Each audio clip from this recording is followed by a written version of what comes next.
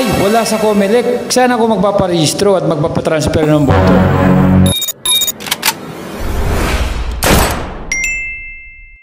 Yo, what's up mga kaomres? Ang mapagpalang araw sa ating lahat.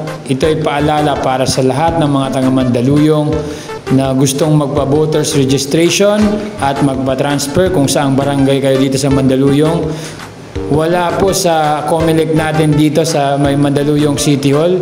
Kaya pupunta po kayo dito sa SM Mega Mall, second floor, Building A, malapit sa Slimmers World. Ito yun, no?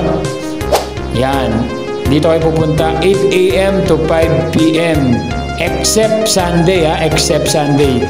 Last na po natin yan ngayong September 30. Kaya punta na kayo sa lahat ng hindi pa nakarehistro at hindi pa nakapag-transfer kung saang barangay siya gustong bumoto. At ano pang hinihintay nyo sa mga hindi pa nakarehistro, punta na kayo doon at magdala po kayo ng photocopy nyo ng valid ID. Yun po ang requirements sa registration at transfer.